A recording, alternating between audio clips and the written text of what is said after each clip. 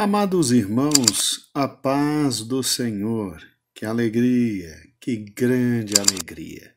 Aqui, como sempre, Pastor Gedeon Júnior com cada um dos irmãos e que alegria estarmos juntos. Como Deus é bom e eterna a sua misericórdia. E eu sei que aí do outro lado está você, meu amado irmão, e eu espero que hoje eu possa contribuir para ser bênção em sua vida. É uma alegria muito grande estarmos juntos neste dia que o Senhor criou. E estamos em Apocalipse, capítulo 19. É um capítulo interessante, ele retrata muita alegria, muita felicidade nos céus. Gente cantando aleluia, e depois se unindo a mais gente ainda para cantar aleluia, e gente se dobrando diante de Deus Todo-Poderoso e o adorando, e novos seres são convocados a cantar aleluia e bendizer ao nome do Senhor nosso Deus. E é interessante que, ao mesmo tempo que isso tudo acontece, e que Apocalipse 19 é com certeza um grande contraste com Apocalipse 18, onde se chora, se tem lamento pela queda do grande sistema mundial, a grande Babilônia. É interessante que lá no querido versículo de número 7, ainda vem mais cânticos de alegria. Ainda vem mais motivos.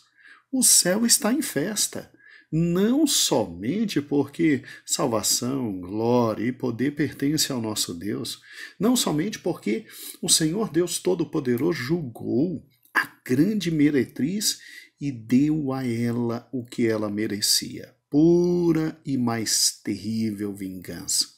Não somente porque a fumaça sobe pelos céus e não somente porque simplesmente Ele, o Senhor, reina e Ele é Deus e Ele é todo-poderoso. Mas agora o cântico é em razão de um fato fantástico. São chegadas as bodas do Cordeiro, e a esposa está ataviada, e foi dada a ela vestir-se de linho finíssimo e resplandecente e puro, porque o linho finíssimo são os atos de justiça. E João, no meio de tudo isso, ele fica tão atrapalhado, tadinho. Ele fica tão perdido, ele fica tão extasiado, ele fica tão, como se diria hoje, fora de si, que simplesmente no versículo 9 de Apocalipse 19, quando ele tem, então me falou o anjo, escreve, bem-aventurado aqueles que são chamados à ceia das bodas do Cordeiro, e acrescentou, estas são palavras verdadeiras. Tadinho, João, ele, segundo o versículo 10, ele se prostra diante do anjo, e o anjo repreende na hora e diz assim, epa, não faças isso. Sou conservo teu, rapaz. Eu não tenho que ser adorado. Adore a Deus. Adore a Deus. Adore a Cristo. E levante-se, meu amigo. Tu tá adorando a pessoa errada. Vê, João fica tão extasiado que João acaba se enchendo de tanto êxtase, de tanta alegria, de tanta felicidade, que ele quase adora o anjo. O anjo diz, não, vai adorar a Deus, vai adorar a Deus.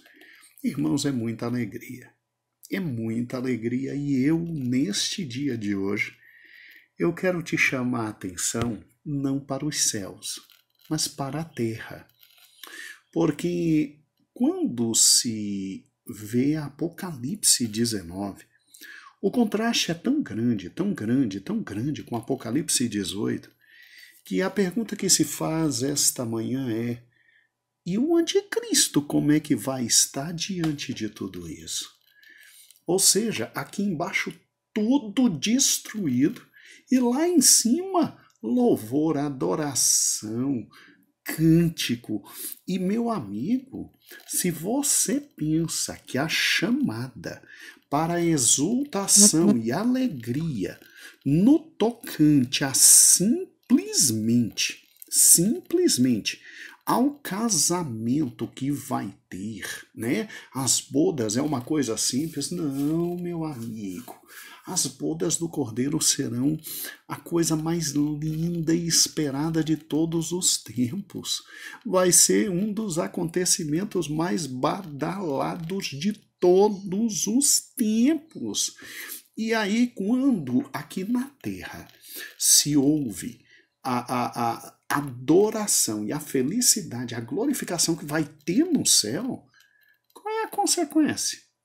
Ah, meu amigo, esta é a pergunta que nós vamos responder hoje. Aqui na Terra tudo destruído, o sistema entrando em colapso, um mundo simplesmente arrebentado. Como é que as coisas vão ficar? Como é que as coisas vão ficar? Esta é a questão. E a razão é simples pela qual nós temos que responder essa pergunta nesse contraste fundamental, porque é deste entendimento que nós vamos conseguir compreender o motivo pelo qual se está escrito em Apocalipse 19:11: vi o céu aberto, eis um cavalo branco, e o seu cavaleiro se chama Fiel e Verdadeiro, e julga e peleja com justiça. E este cavaleiro desce para uma grande batalha. Então vamos juntos? Preparado está o teu coração? Vamos! Olho no smartphone. Não tire os olhos do smartphone e acompanhe todas as figuras. Elas são didáticas e pedagógicas. Agradecemos a Deus por essa oportunidade linda. Agradecemos a Deus pelo dia maravilhoso. Muito obrigado, minha amada pastora Loide Ramos. Muito obrigado, meu amado ministério que em mim confiou para trazer essa palavra. E muito obrigado você, meu querido ouvinte e telespectador. Sim, você agora verá figuras que são fundamentais, muitas conhecidas, algumas novas. Vamos juntos? Olhe que interessante. Se você não gravou ainda, lembre-se, a Grande Tribulação é esse período de 7 anos, dividido em 2 períodos de 3 anos e meio. E olhe que interessante. Quando você raciocina nesse período que está perfeitamente delimitado em 2 anos e meio, o Apocalipse ele tem 2/3 de seu conteúdo em cima deste período. E o que é interessante é exatamente isso. O primeiro período, quando estudamos, você viu que aqui você tem 3 eventos essenciais: o aparecimento ou surgimento do anticristo, a ascensão do anticristo e as dificuldades da administração do anticristo. Mas ele chegará ao máximo do poder. Ele será Senhor sobre toda a terra, porque o próprio Cristo permitiu. Isso tudo acontece numa ordem sequencial de abertura de selos. Primeiro selo é aberto, sai o anticristo para vencer e ser vitorioso. E aí, obviamente, depois, em sequência, você tem o cavalo das guerras, você tem o cavalo da economia desequilibrada e o cavalo da fome e da morte. E não se esqueça, o anticristo será hábil e eficaz e vencerá todos estes inimigos aqui e terá em suas mãos uma falsa paz. Possibilitará ao mundo uma falsa paz e uma falsa prosperidade. Daí ele vence dificuldades de sua administração. Mas ele chega ao máximo posto. Ele será colocado sobre todos como rei poderoso e soberano, e muitos o confundirão com o próprio Cristo. E olha que ele terá dificuldades enormes na sua administração, porque você tem exatamente isso aqui. No quinto selo, a abertura do quinto selo, uma multidão incontável de salvos durante a grande tribulação. Então, 144 mil judeus e as duas testemunhas farão horrores no governo do anticristo, levando o evangelho a toda criatura, a todos os cantos da terra. O evangelho eterno de Deus será pregado e essa grande multidão de mártires chegará aos céus. Mas o anticristo, entre aspas, os vencerá porque os matará. Mas sim, começa, infelizmente, na abertura do sexto selo para o anticristo, o reconhecimento mundial de que o Cordeiro está irado. Por isso que nós, pré-tribulacionistas, não acreditamos que a ira de Deus começa só na segunda parte da grande tribulação. Porque desde o sexto selo, Apocalipse diz isso de forma muito clara, você tem de forma direta todos reconhecendo que o Cordeiro está irado, e a ira do Cordeiro, pelo menos, se é reconhecida tardiamente, pelo menos já no sexto selo é reconhecido. E óbvio, Apocalipse 6 e 12 diz que o sol se tornaria negro como saco de clina, e a lua como sangue, e as estrelas cairiam do céu, e a lua teria problemas sérios, e simplesmente os homens correriam e pediriam a própria morte. Mas, mesmo assim, o anticristo terá vitória sobre isso também. Só que a Bíblia, em Apocalipse, capítulo 8, diz que o Cordeiro abre o sétimo selo, e ao abrir o sétimo selo são convocados 7 anjos para tocarem 7 trombetas. 6 trombetas são tocadas aqui ainda na primeira parte do Apocalipse, da grande tribulação, e você vê de forma terrível como a administração do anticristo é difícil. É difícil. Ele vencerá cada um desses problemas, mas é muito difícil. Quando o primeiro anjo vem e toca a primeira trombeta, simplesmente cai do céu saraiva com fogo e acaba com a terça parte da terra e das árvores e também de toda a erva verde. Apocalipse 8 e 7. Quando vem o segundo anjo e toca a segunda trombeta, cai como uma grande montanha ardendo de chamas, ou seja, um grande evento sobrenatural virá, e um meteoro, creio eu, cai sobre o mar, e aí morre simplesmente a terça parte de tudo que tinha vida no mar e a terça parte das embarcações. Aí vem o terceiro anjo com a terceira trombeta, e quando ele toca, olha o que acontece. Simplesmente cai do céu, sobre a terça parte dos rios, fontes de água, da grande estrela, uma grande estrela ardendo como rocha, e tudo se transforma em sangue, absinto, a terça parte. Aí vem o quarto anjo. E quando o quarto anjo toca a sua trombeta, a lua e o sol são feridos. Apocalipse 8 e 12 são feridas a terça parte da lua, do sol e das estrelas, e isso traz cataclismas como nunca, absolutamente como nunca.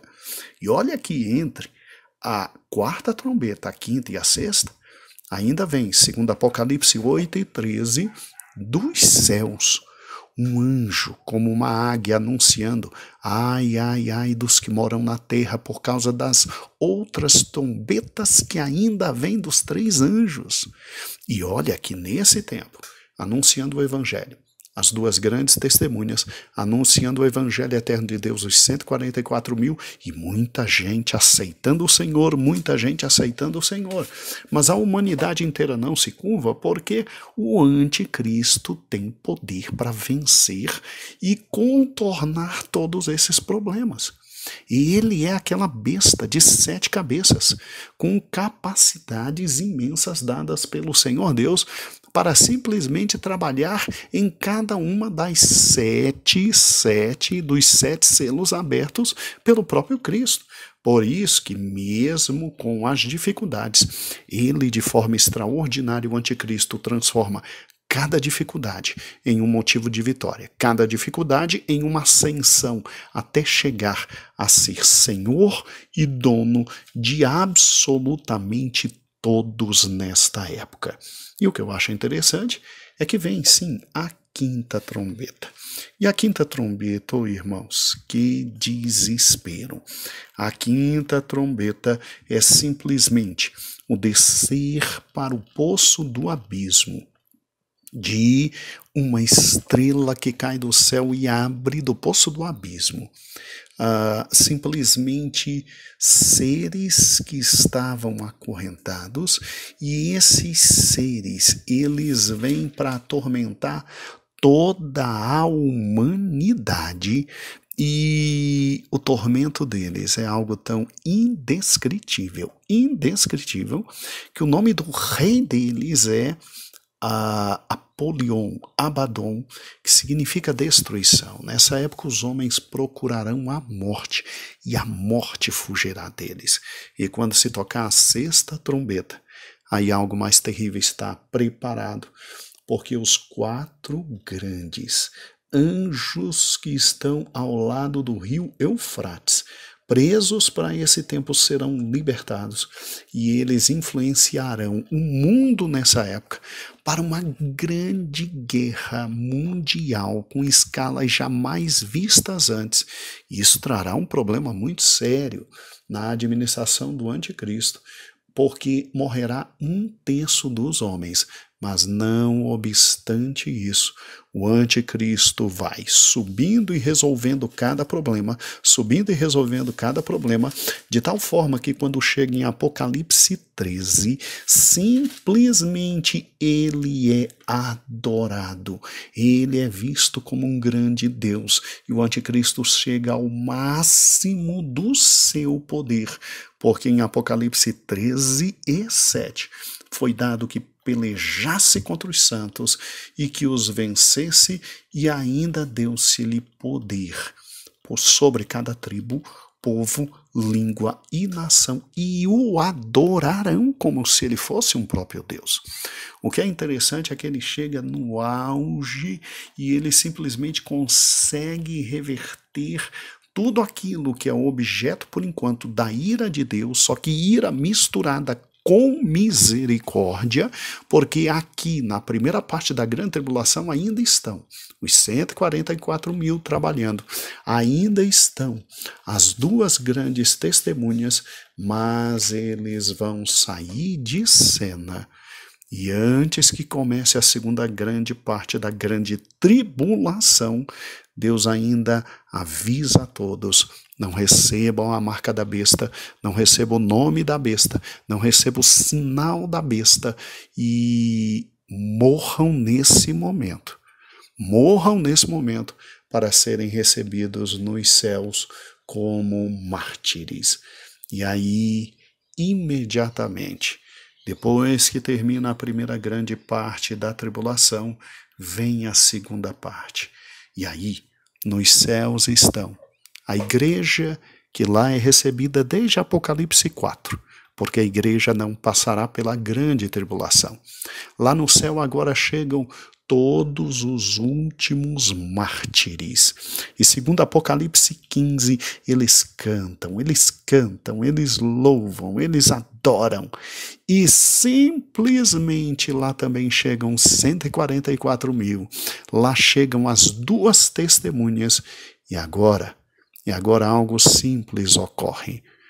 Quem está aqui na terra não tem mais acesso aos céus, porque Miguel expulsa para todo sempre o dragão, a antiga serpente e seus anjos, e eles não têm mais acesso ao céu, e agora a terra está entregue completamente ao anticristo, ao falso profeta.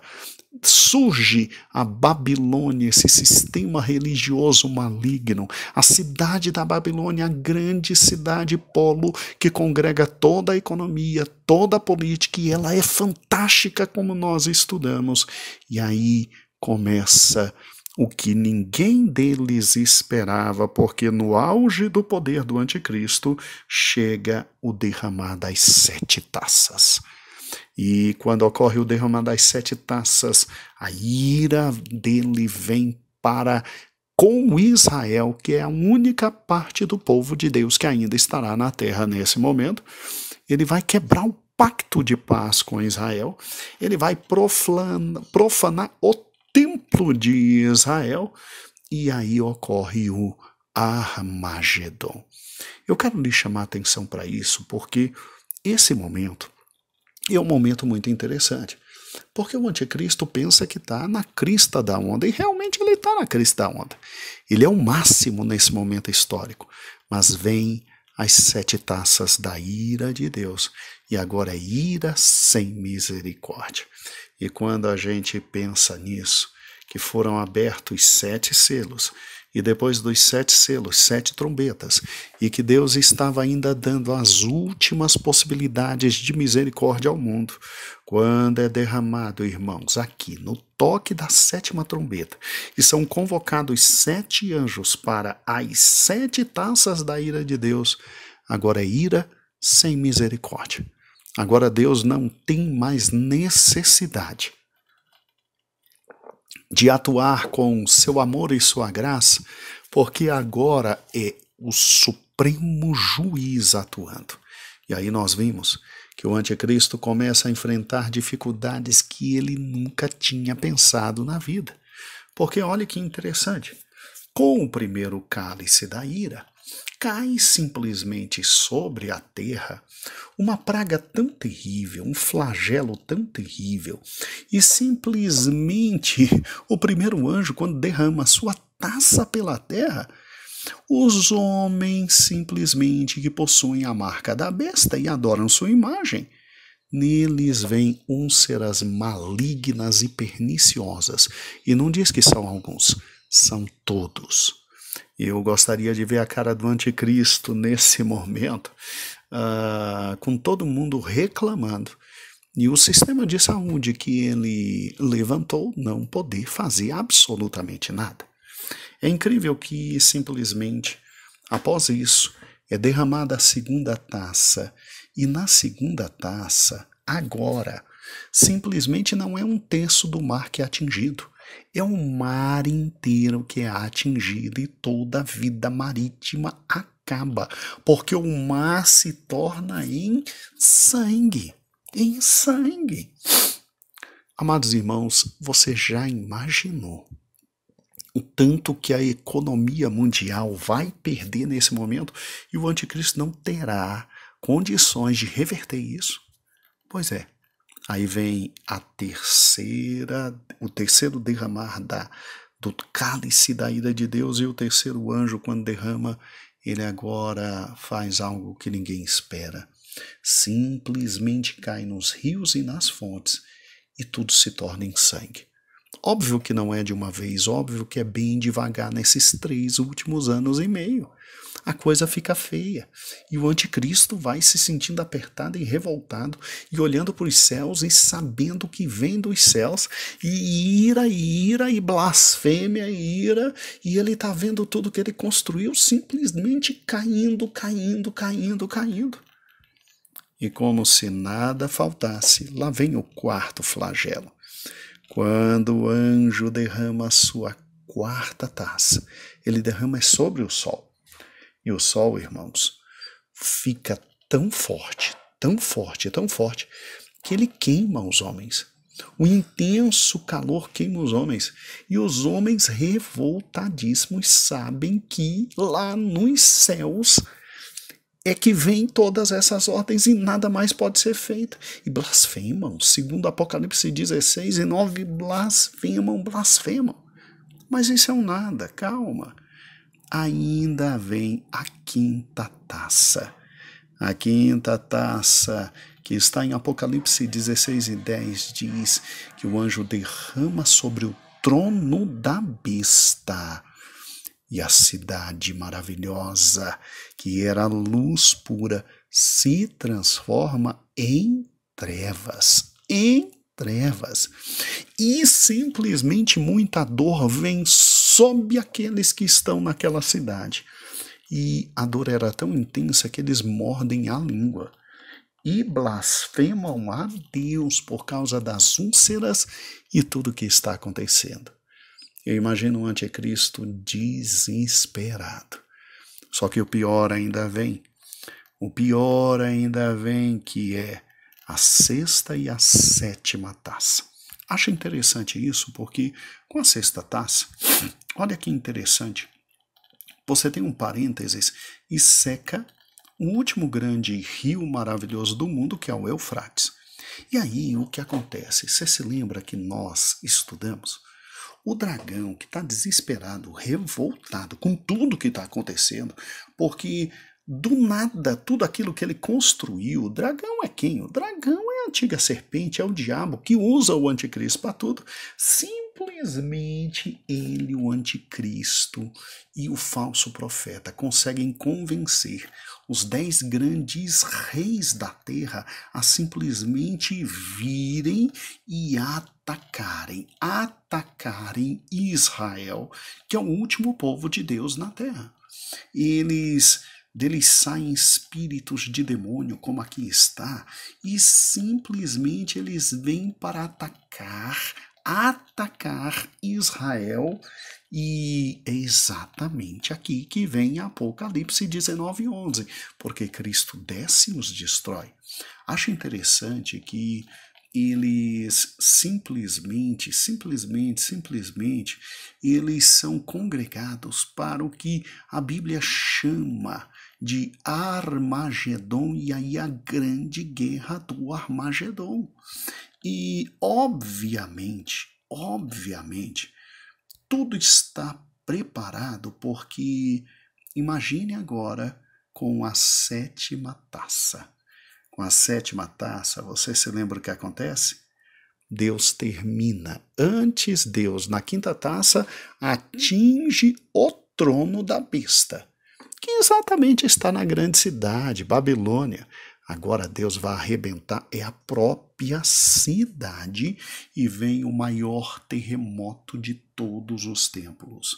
E simplesmente quando o anjo derramou a sétima taça no ar e veio o terremoto, aí trovões, relâmpagos, grande terremoto como nunca houve sobre a Terra. E esse terremoto atinge o quê? Atinge a cidade mundial construída pelo anticristo para a sua adoração, para a sua veneração, e divide essa cidade em 3 partes e simplesmente cai a Babilônia, se arrebenta a Babilônia.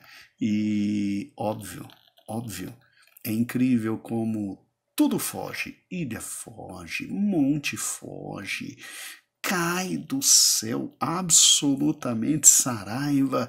E a imagem, irmãos, a imagem é simplesmente esta aqui, ó. Isso é o que sobra.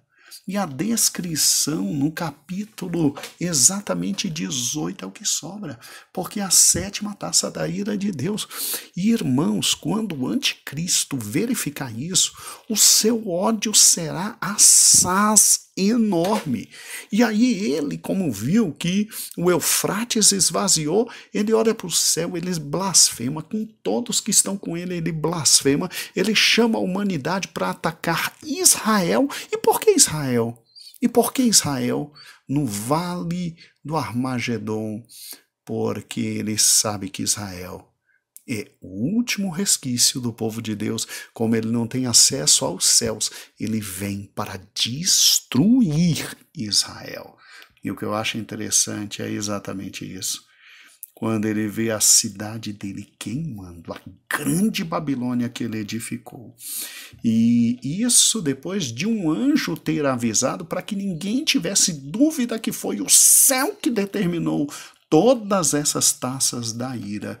Amados irmãos, quando ele escutar, e aí Apocalipse 19, aquilo que lemos, quando no meio de tudo isso ele ainda escutar louvores, adoração, porque você acha que os louvores e a adoração e o júbilo no céu, do capítulo 1, no capítulo não, do versículo 1 até o versículo 10, não são ouvidos aqui na terra? São ouvidos sim. E céus glorificando, e se alegrando, e se alegrando, e se alegrando. E quando ele souber que ainda está tendo no céu, olhe para cá, olhe o que está tendo. Você está vendo que no céu ainda são convocados todos para as bodas do Cordeiro, para um momento de alegria, de comida, de felicidade, de bebida, de regozijo. Ah, meu amado irmão, creia, o anticristo não gostará de absolutamente nada. E aí ele virá, e virá com todo ódio. Ao ver tudo que ele construiu destruído, ele olha para Israel e ele diz: ali está o restolho deles. Ele vem com ódio e imediatamente se estabelece a grande batalha do Armagedon. Amados irmãos, amanhã promete muito. Muito e muito e muito. Que Deus possa vos abençoar, que o nome dele seja glorificado e até amanhã. Esta semana estamos com Apocalipse 19 e amanhã a batalha de todos os séculos começa, o grande Armagedon. Deus te abençoe, a paz do Senhor.